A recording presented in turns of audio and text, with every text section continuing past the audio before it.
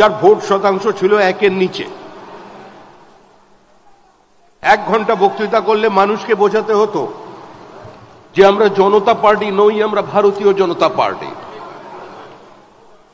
বুদ্ধদেব ভট্টাচার্য বলতেন যে রাজনৈতিক দলের বিধানসভায় কোনো প্রতিনিধিত্ব নেই, আমরা তাদের সর্বদলীয় বৈঠকে ডাকি না।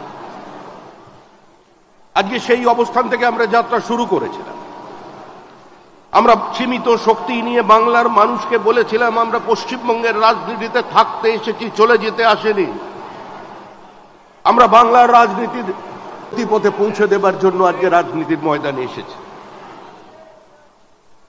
অনেক লাঞ্ছনা, অনেক উপেক্ষার মধ্যে দিয়ে বিজেপি চলেছে পশ্চিমবঙ্গে। আরশোলা আবার পাখি, বিজেপি আবার পার্টি। ইন্দিরা গান্ধীর মৃত্যুর পর 242টা আসনে প্রতিদ্বন্দ্বিতা করে আমরা মাত্র 2টো আসনে জয়লাভ করেছিলাম। সেদিন অনেকে বলেছিলেন অটল বিহারী বাজপেয়ী রাজনীতি থেকে সন্ন্যাস নেবেন, লালকৃষ্ণ আদবানি আবার কলম লিখবেন, বিজয়রাজে সিন্ধিয়া ধর্মকর্মে মন দেবেন। কিন্তু সেদিন অটল বিহারী বাজপেয়ী দাঁড়িয়ে বলেছিলেন যে একটু অপেক্ষা করুন, যাকে আপনারা মিস্টার প্রেস বলে ক্লিন বলে সামনে নিয়ে এসেছেন, তিনি মিস্টার ক্লাউন হয়ে ভারতবর্ষের মানুষের সামনে দাঁড়িয়ে পড়বেন। কোনো আত্মসমর্পণ নয়, মতাদর্শের সঙ্গে সমঝোতা নয়, কারোর আঁচল ধরে রাজনীতিতে ঢোকা নয়, নিজের শক্তি নিয়ে ভারতবর্ষের মানুষের কথা, ভারতবর্ষের মানুষের ব্যথা, ভারতবর্ষের মাটির আদর্শ নিয়ে আজকে আমরা 2 থেকে 303-এ পৌঁছেছি। যে পশ্চিমবঙ্গে একদিন বিজেপি ছিল অপান্তেয় শক্তি, পোলারাইজেশন পলিটিক্সে আমরা প্রান্তিক ছিলাম, আজকে সেই পশ্চিমবঙ্গ বিজেপিকে পশ্চিমবঙ্গের মানুষ একটা নতুন বাইনারিতে একটা মেরুর জায়গা করে দিয়েছে। বাংলার মানুষ তারা জানেন পশ্চিমবঙ্গে বিজেপি হারাতে পারে তৃণমূল কংগ্রেসকে। তাই যে বাইনারি 2019 সালে তৈরি হয়েছে, সেই বাইনারি কালীগঞ্জেও অটুট আছে। বিজেপি তৃণমূলকে হারাবে, তৃণমূল হারবে, তৃণমূল হারতে চলেছে, তৃণমূলের বিসর্জন অবশ্যম্ভার। মমতার বিকল্প মুখ কোথায়? নতুন বিতর্ক। আরে যে মুখকেই মানুষ প্রত্যাখ্যান করে দিয়েছে, যে মুখকে মানুষ বিসর্জন দিতে চাইছে, তার বিকল্প মুখের কোনো প্রয়োজন নেই। তৃণমূল চলে যাচ্ছে, তৃণমূলের বিসর্জন হচ্ছে। বাংলার মানুষ মুক্তি চায়, বাংলার মানুষ বাঁচতে চায়, বাংলার মানুষ পরিত্রাণ চায়, বাংলার মানুষ শিল্পায়ন চায়, বাংলার মানুষ ফ্লাইট অফ ক্যাপিটালকে বন্ধ করতে চায়, বাংলার মানুষ পশ্চিমবঙ্গ থেকে মেধাকে বাইরে দিতে যেতে চায় না, বাংলার মানুষ পরিযায়ী শ্রমিককে ঘরে রাখতে চায়, ঘরের ছেলেকে ঘরে দেখতে চায়, ঘরের ছেলে ঘরে থাকবে, ঘরের ভাত খাবে। আজকে গোটা বাংলার মানুষ তার দিকে তাকিয়ে আছেন। একটা অদ্ভুত পরিস্থিতি তৈরি করে দিয়েছে গোটা পশ্চিমবঙ্গের। গোটা পশ্চিমবঙ্গকে খোলা বাজার বানিয়ে দিয়েছেন মমতা বন্দ্যোপাধ্যায়। প্রতারিত হয়েছে মেধা, 40,000 চাকরিকে বিক্রি করে দেওয়া হয়েছে। ছেলে মেয়ে তাদের অনিশ্চিত ভবিষ্যৎ নিয়ে রাস্তায় বসে আছেন। আমাদের বিরোধী দলনেতা, আমাদের রাজ্য প্রাক্তন সভাপতি সুকান্ত মজুমদার বারবার সেখানে গেছেন। আমরা আপনাদের সঙ্গে আছি। পশ্চিমবঙ্গে ভবিষ্যতে কোনো মেধা প্রতারিত হবে না। পশ্চিমবঙ্গ থেকে ভবিষ্যতে কোনো পরিযায়ী শ্রমিক আর অন্য প্রদেশে যাবে না। সেই পরিস্থিতি তৈরি করবার জন্য আজকে বিজেপি বদ্ধপরিকর। ব্রিটিশ ইন্ডিয়ার আগে আমাদের কন্ট্রিবিউশন ছিল সমস্ত বাণিজ্যে এবং শিল্প উৎপাদনে 40%। ব্রিটিশ ইন্ডিয়ায় কমে দাঁড়িয়েছিল 30%। আর আজকে পশ্চিমবঙ্গের কন্ট্রিবিউশন হচ্ছে মাত্র 8%। কোন পশ্চিমবঙ্গ বানিয়ে দিয়েছেন? সারা দেশের কৃষি উৎপাদনে আমাদের কন্ট্রিবিউশন 3.3। যে পশ্চিমবঙ্গ একদিন চাল প্রডিউস করার জন্য সারা দেশে 1 নম্বর জায়গায় ছিল, আজকে আমরা 3 নম্বর জায়গায় চলে এসেছি। মমতা বন্দ্যোপাধ্যায়ের ভ্রান্ত নীতির কারণে আলু চাষিরা আত্মহত্যা করছেন। পশ্চিমবঙ্গের আলু চাষি, আলু ব্যবসায়ীদের সর্বনাশ করে দিয়েছে তৃণমূল কংগ্রেস। পশ্চিমবঙ্গের কৃষকের এই আত্মহত্যার জন্য কোনো আন্দোলন কেউ তৈরি করতে পারেনি বামপন্থীরা, যারা দিনের পর দিন কৃষক সভার গল্প শুনিয়েছিলেন, যারা মানুষকে আরো দরিদ্র বানিয়ে রেখে বড় লোকের বিরুদ্ধে গরিবের লড়াইকে জোরদারের কথা বলেছিলেন, সেই কৃষক সভার কোনো দেখা মেলেনি কোনো প্রান্তিক কৃষকের পাশে, আত্মহত্যা করা কোনো কৃষকের পরিবারের কাছে। দিনের পর দিন একটা সাম্প্রদায়িক বিভাজন তৈরি করে দেওয়া হয়েছে রাজ্যের মাটিতে। আজকে সংখ্যালঘুদের বুঝতে হবে যে বিজেপির লড়াই সংখ্যালঘুর বিরুদ্ধে নয়, বিজেপির লড়াই কোনো মুসলমানের বিরুদ্ধে নয়। হ্যাঁ, আমরা লড়াই করছি আপনাদের বিরুদ্ধে, কারণ আপনাদের বাড়ির ছেলেরা যারা হাতে পাথর নিয়ে ঘুরছে, আমরা ওই পাথরটাকে কেড়ে নিয়ে ওখানে বই ধরিয়ে দিতে চাই। যারা তলোয়ার নিয়ে রাস্তায় নেমেছে, আমরা ওই তলোয়ার কেড়ে নিয়ে তাদের হাতে কলম ধরিয়ে দিতে চাই। এই লড়াই বিজেপির লড়াই, এটা পশ্চিমবঙ্গে বিজেপি করে দেখা। আমরা চাই দুর্গাপুজোর বিসর্জনের মিছিল আর মহরমের মিছিল একই সঙ্গে একই রাস্তা দিয়ে একই সময় হেঁটে যাবে। কোনো সংঘর্ষ নেই, কোনো দাঙ্গা নেই, কোনো রাজনৈতিক সম্প্রীতির বিভাজন নেই। পশ্চিমবঙ্গকে বাঁচাতে হবে, এর বহুত্ববাদকে বাঁচাতে হবে, এই মাটিকে রক্ষা করতে হবে, আর তার জন্যই দরকার একটা শক্তিশালী ভারত ভূখণ্ড।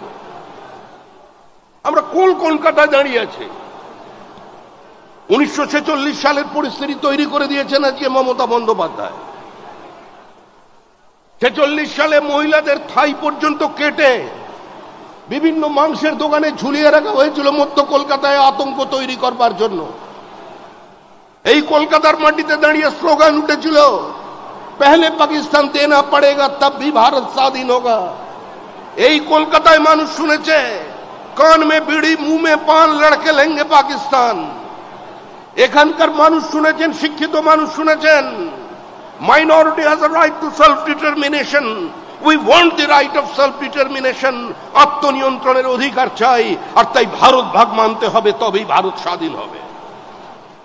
এই কলকাতার মানুষ 47-এর 20 জুন দেখেছেন, ডক্টর শ্যামাপ্রসাদ মুখার্জির আন্দোলন দেখেছেন। মালদায় তৃণমূল কংগ্রেসের নেতা, তৃণমূল কংগ্রেসের সাংসদ সুখেন্দু শেখর রায়ের পিতা শিবেন্দু শেখর রায়, যিনি বিবাদমান মালদার জমিদারদের এক জায়গায় করে নিয়ে কলকাতায় পৌঁছেছিলেন ডক্টর শ্যামাপ্রসাদ মুখার্জির কাছে। বাংলার ইতিহাস আমাদের পাঠ্যপুস্তকে আজ শিবেন্দু শেখরের নাম নেই। লিগ্যাসি এনজয় করছেন অন্য লোক, কিন্তু যার কারণে আজকে মালদায় আমরা বসবাস করছি, ওটাকে ভারতবর্ষ বলতে পারছি, তার মধ্যে সবচেয়ে বড় অবদান যদি কারোর থাকে, সে শিবেন্দু শেখর রায়ের অবদান, শ্যামাপ্রসাদ মুখার্জির লড়াইয়ের ফসল।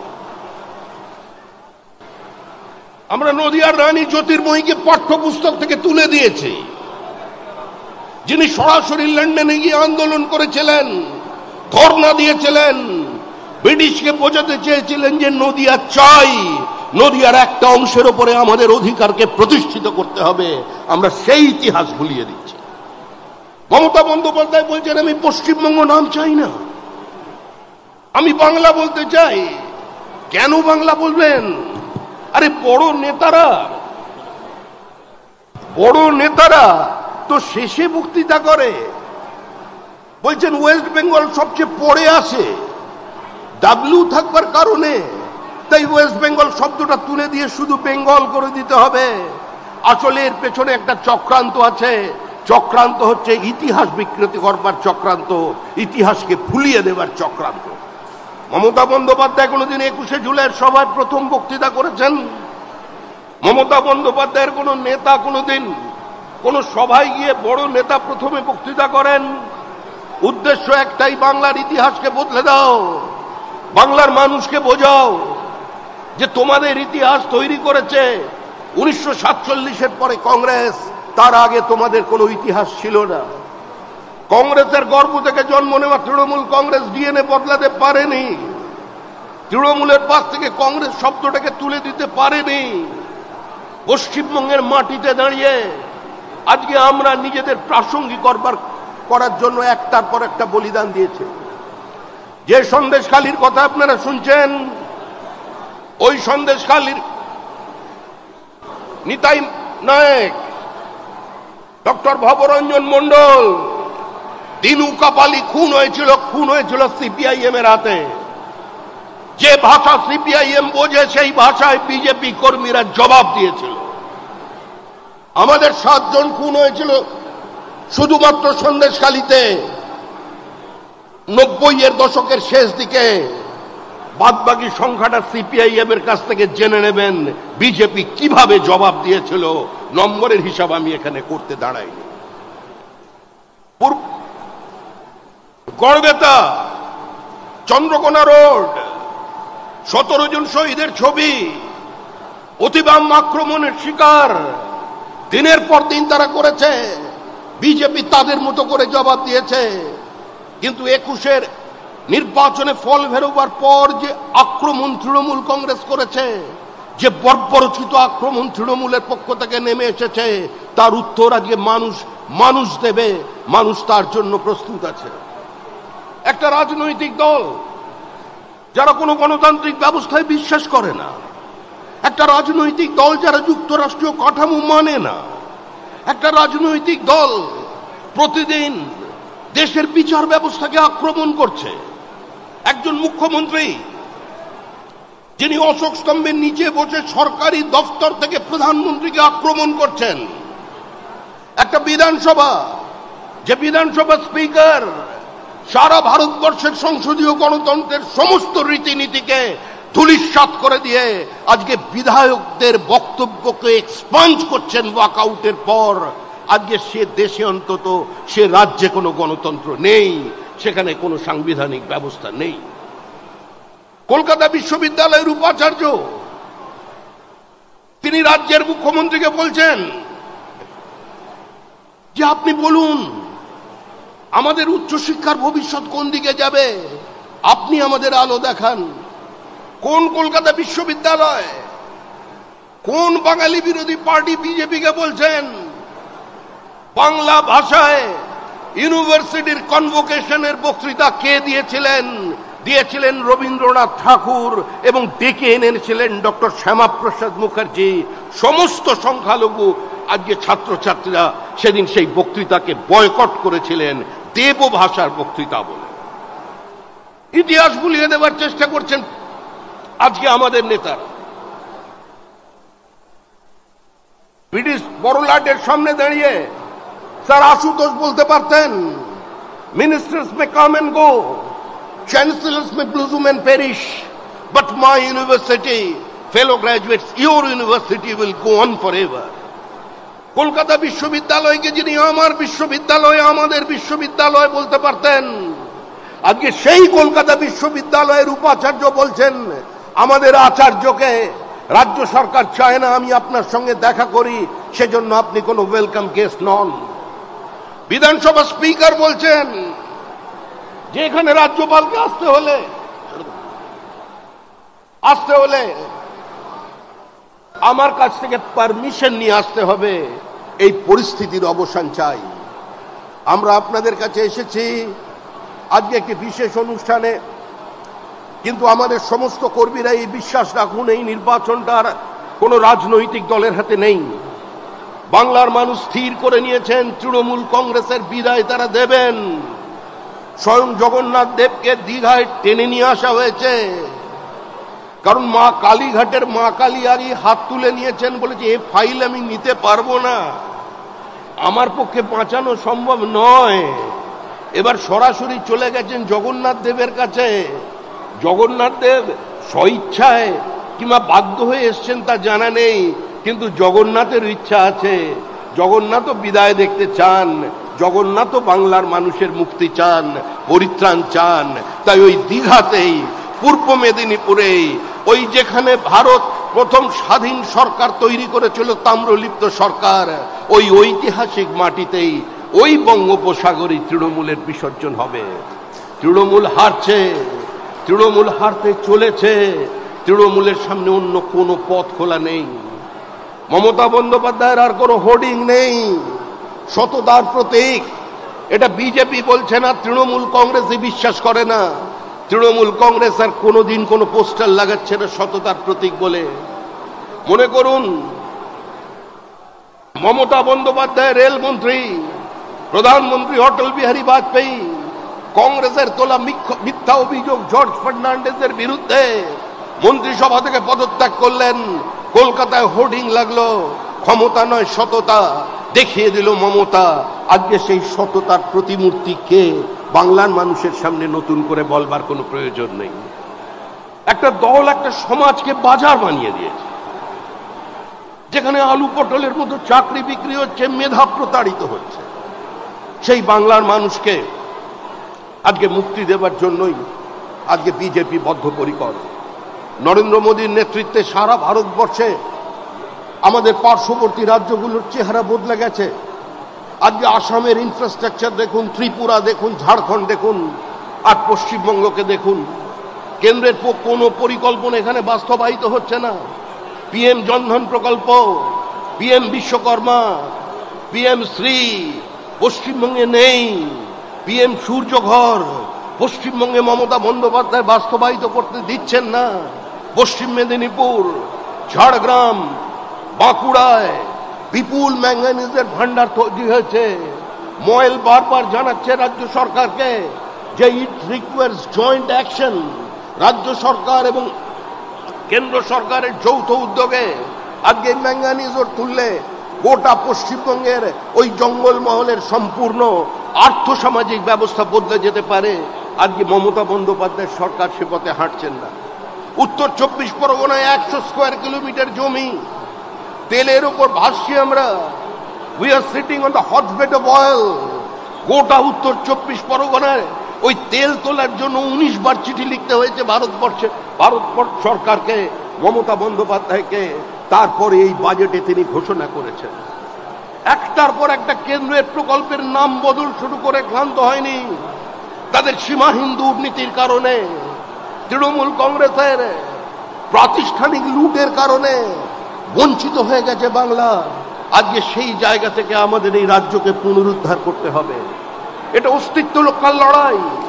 বাংলার সংস্কৃতিকে, বাংলার বহুত্ববাদকে, বাংলার থিয়েটারকে, বাংলার কবিতাকে, বাংলার উপন্যাসকে বাঁচিয়ে রাখতে হবে বাংলার মাটিতে। বাংলার সংখ্যালঘু ভাই বোনেরা তারা সৈয়দ মুস্তাফা সিরাজ, সৈয়দ মুস্তাফা আলী কে দিয়ে পশ্চিমবঙ্গকে চিনবে। এস ওয়াজেদ আলীর কথা তারা শুনবে, তারা নজরুলের কথা শুনবে না আপনার এখানে কোনো উগ্রপন্থীর ভাষা শুনবে, হুমায়ুন কবিরের বক্তব্যকে গ্রহণ করবে? আপনারা চিন্তা করবেন। আপনাদের চিন্তা করতে হবে পশ্চিমবঙ্গের মাটিতে যে আপনার পরবর্তী প্রজন্ম হাতে তলোয়ার নিয়ে রাস্তায় বেরোবে, হাতে পাথর ছুঁড়বে। মুসলমান মানে সমাজ বিরোধী। দেখুন গ্রামগুলোর দিকে তাকিয়ে, মরছে মুসলমান, মারছে মুসলমান। কারা এই অবস্থা তৈরি করলো? যারা আমাদের ভোট দিচ্ছেন না, যারা আমাদের থেকে দূরে থাকছেন।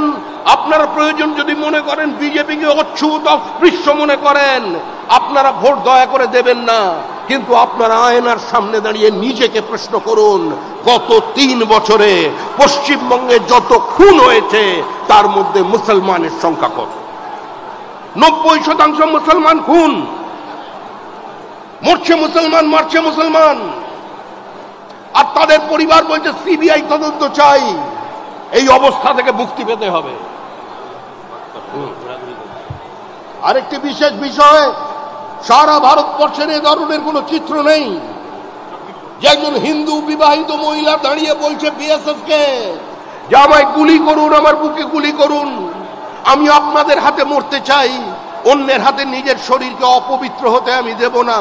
আজকে এই পশ্চিমবঙ্গ থেকে আমাদের বেরিয়ে আসতে হবে। বাংলার মানুষ মুক্তি চায়, বাংলার মানুষ পরিত্রাণ চায়, বাংলা বাঁচতে চায়, বাংলা দুর্নীতি বন্ধ করতে চায়, বাংলা সংঘর্ষ মুক্ত আজকে শিক্ষা ক্ষেত্রের প্রাঙ্গণ দেখতে চায়, আজকে তার জন্যই শক্তিশালী ঐক্যবদ্ধ বিজেপির প্রয়োজন আছে। মানুষ দণ্ড প্রতাপ সিপিআইএম কে শুধুমাত্র ব্যালটের মধ্যে দিয়ে সরিয়ে দিয়েছিল। গণতন্ত্রের শেষ কথা বলবে মানুষ। আর এবারের নির্বাচন দুর্নীতির বিরুদ্ধে শিল্পায়নের নির্বাচন, এবারের নির্বাচন সন্ত্রাসের বিরুদ্ধে শান্তি প্রতিষ্ঠান নির্বাচন, এবারের নির্বাচন স্বৈরতন্ত্রের বিরুদ্ধে গণতন্ত্র প্রতিষ্ঠান নির্বাচন, এবারের নির্বাচন পশ্চিমবঙ্গকে বিনিয়োগের উপযুক্ত পরিবেশ তৈরি করে দেওয়ার নির্বাচন, এবারের নির্বাচন মেধার মর্যাদা দেওয়ার নির্বাচন, এবারের নির্বাচন বাংলা বাঙালির হৃত গৌরবকে পুনরুদ্ধারের নির্বাচন, এবারের নির্বাচন নরেন্দ্র মোদীর উন্নয়নকে, নরেন্দ্র মোদীর স্বপ্নকে, নরেন্দ্র মোদীর আবেগকে বাংলার মাটিতে প্রতিষ্ঠিত করে দেওয়ার নির্বাচন। তাই শ্যামাপ্রসাদের বাংলা, আচার্য দেবপ্রসাদ ঘোষের বাংলা, হরিপদ ভারতীর বাংলা, সুকুমার ব্যানার্জি, তপন শিকদারদের বাংলা, আজকে এই বাংলায় আমরা যে কথা বলবার অধিকার আমরা পেয়েছি, যারা প্রতিষ্ঠা করেছেন তাদের সম্মান জানানোর নির্বাচন। আমি একটি কথা বলে আমার বক্তব্য শেষ করছি। সমস্ত সিপিআইএম এর ভাই বন্ধু শুনুন, সমস্ত বামপন্থী, সমস্ত কংগ্রেসীদের উদ্দেশ্যে বলছি, ভোট কাটার রাস্তায় গিয়ে পিছনের দরজা দিয়ে তৃণমূল কংগ্রেসকে ফিরিয়ে আনবেন না। সরাসরি রাস্তায় নেমে মমতা বন্দ্যোপাধ্যায়ের সঙ্গে মিছিল করুন। আমরা লড়াই করবার জন্য প্রস্তুত আছি। নো ভোট টু বিজেপির আড়ালে চক্রান্ত তৈরি করবেন না। বিজেপি কারের দয়ায় এই জায়গায় পৌঁছয়নি। ভারতবর্ষের মাটিতে দাঁড়িয়ে ভারতের মানুষকে সঙ্গে নিয়ে আমরা আমাদের রাজনৈতিক উত্থান দেশের মানুষকে দেখিয়েছি।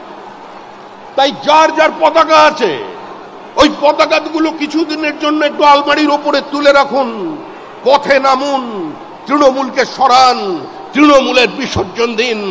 2026-এর নির্বাচন তৃণমূলের বিসর্জন। তাকিয়ে দেখুন বাংলাদেশের দিকে। বিরোধী দলের নেতা বলছেন, আমাদের রাজ্য সভাপতি বলেছিলেন একটু আগে, বাংলাদেশে শ্রীমতী গান্ধী জন্মদাত্রী ছিলেন বাংলাদেশের। আজকে তার কুশপুত্তলিকা বানিয়ে তার উপর রোজ থুতু ফেলছে, আর তার নামাঙ্কিত লাইব্রেরি 70,000 বইতে আগুন লাগিয়ে দিয়েছে। ইন্দিরা গান্ধী কালচারাল অ্যাসোসিয়েশনকে ধূলিসাৎ করে দিয়েছে। এ দেখবার পরেও যদি কারোর শরীরে রক্ত গরম না হয়, সে নিবিড় জোশে ক্লিব উঠে দাঁড়ান, এগিয়ে আসুন। শ্রীমতী গান্ধী আমাদের দেশের প্রধানমন্ত্রী ছিলেন, মহিলা নেত্রী ছিলেন, আমাদের বিরোধী ছিলেন, কিন্তু আমার দেশের প্রধানমন্ত্রীর এই অমর্যাদা, এই অপমান বাংলার মানুষ মেনে নেবে না। তাই এগিয়ে আসুন, সমস্ত মত পদ ভুলে এগিয়ে আসুন, তৃণমূলকে সরিয়ে দিন। তারপর যে যার পথ খুঁজে নেবেন, যে যার পতাকা খুশি তুলে নেবেন হাতে, অটোমেটিক্যালি তৈরি হবে বিরোধীদের জন্য অ্যান্টি ইনকামবেন্সির স্পেস, সেটাকে ভরাট করবেন। তাই আপনার ছেলে যাতে 18,000 টাকা মাইনে গ্র্যাজুয়েট ইঞ্জিনিয়ার হয়ে 18,000 টাকা মাইনের কুলি, শিক্ষিত পশ্চিমবঙ্গের তরুণ তরুণী কেউ আইটি কুলি, আইটি মজদুর, আর যারা লেখাপড়া কম জানেন তারা যে ভারতবর্ষের অন্য প্রান্তের পরিযায়ী শ্রমিক, তারাও মজদুর। এই মজদুরের পশ্চিমবঙ্গ থেকে মানুষের দৃষ্টিকে দূরে সরাতে হবে। বাংলার মাটিতে যে শিল্প সম্ভাবনা আছে, বিনিয়োগের যে চরম সুযোগ আছে, বাংলার যে টোপোগ্রাফিক্যাল অ্যাডভান্টেজ আছে, বাংলার যে পোর্টের সুবিধা আছে, যে মেধা আছে, যে অর্থ আছে, সমন্বয়ের মধ্যে দিয়ে তার সম্পূর্ণ বিকাশের প্রয়োজন। সোনার বাংলা ছিল, সোনার বাংলা বানাতে হবে, শুধু স্লোগানে নয়। এ রাজ্যে বিনিয়োগ এনে, শিল্পে সুস্থ প্রতিযোগিতা এনে, SEZ এনে, স্ট্যান্ডার্ডাইজেশন অফ প্রোডাক্ট এনে, বিশ্বের বিভিন্ন জায়গার মানুষ যাতে পশ্চিমবঙ্গে বিনিয়োগ করতে পারে, গুজরাটের সঙ্গে কম্পিটিশন করতে পারে, পাল্লা দিতে পারে মহারাষ্ট্রের সঙ্গে, সেই পাল্লা দিয়ে তাদের পাশে দাঁড়াতে চাই, তাদের পিছনের সারিতে বসতে চাই না। সেই বাংলার গঠনের লক্ষ্যে আপনারা ঐক্যবদ্ধভাবে লড়াই করবেন। বিজেপি জিতছে, তৃণমূল হারছে, মমতা বন্দ্যোপাধ্যায়কে পৃথিবীর কোনো শক্তি এবারে চতুর্থবারের জন্য ক্ষমতায় নিয়ে আসতে পারবে না। সবাই ভালো থাকবেন, আনন্দে থাকবেন, অনেক অনেক শুভেচ্ছা। যারা পুরনো তারা মনে রাখবেন, যারা পুরনো তারা মনে রাখবেন, নতুন মানুষ পার্টিতে না এলে পার্টি বাড়বে না। সমাজের সর্বস্তরের মানুষের প্রয়োজন আছে। কুমোরটুলি থেকে অর্ডার দিয়ে আমরা মানুষ তৈরি করে নিয়ে আসতে পারবো না। আর যারা নতুন এসেছেন তারাও মনে রাখবেন, ওই পুরনো মানুষগুলো পরাজয় নিশ্চিত জেনেও, জমানত বাজেয়াপ্ত হবে জেনেও, যারা পতাকাটা ধরে রেখেছিলেন, প্রদীপ জ্বালিয়ে রেখেছিলেন, তার জন্যই এই অবস্থা তৈরি হয়েছে। কোনো নতুন নেই, কোনো পুরনো নেই। যার হাতে বিজেপির পতাকা সেই বিজেপি, যে সক্রিয় সেই বিজেপি। কে কমিটিতে আছেন, কে কমিটিতে নেই বড় কথা নয়। আপনার পাড়ায় আপনি প্রাসঙ্গিক কিনা, আপনার বুথে আপনি উপস্থিত কিনা, মানুষ আপনাকে চেনে কিনা, আপনার এলাকার মানুষ আপনাকে বিজেপি বলে পরিচয় দেয় কিনা, আজকে সেটাই বড় প্রধান প্রশ্ন। আমি দক্ষিণ হাওড়ার যুব মোর্চার সম্পাদক ছিলাম। দক্ষিণ হাওড়ার যুব মোর্চার সম্পাদক থেকে আজকে এখানে এসে দাঁড়িয়ে সভাপতি হয়েছি। আজকে আমারই বিশ্বাস করতে কষ্ট হচ্ছিল। ভাই অমিত মালভী আমাকে বললেন, আপনার why are you so tensed, আপনি কি একটু নার্ভাস লাগছেন, আপনি এত হয়ে যাচ্ছেন কেন, গম্ভীর হয়ে যাচ্ছেন কেন?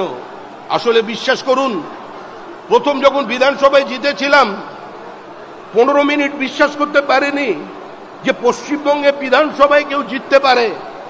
15 মিনিট বিশ্বাস করতে পারিনি। আমি কোনো অতিরঞ্জিত কথা বলছি না। 15 মিনিট পরে বুঝতে পেরেছিলাম বিজেপি জিতেছে। তাই পুরনো সেই দিনের কথা সে কি ভোলা যায়? সেজন্য আমরা আপনাদের কাছে এসেছি। যে লাফালাফি করছে, যত কিছু করছেন, আপনি নিশ্চিন্ত থাকুন, মানুষের দরবার থেকে বড় দরবার কিছু নেই। বাস্তিলের দুর্গ যদি মানুষ হাত দিয়ে ভেঙে দিতে পারে, দর্দণ্ড প্রতাপ সিপিআইএম কে যদি মানুষ উৎখাত করে দিতে পারে, সিপিআইএম এর 2011 সালের ব্রিগেড দেখে কেউ বিশ্বাস করেছিলেন এই মানুষ, এই পার্টিটা হারতে চলেছে, সিপিএম হারবে, সিপিএম এর পরাজয় নিশ্চিত?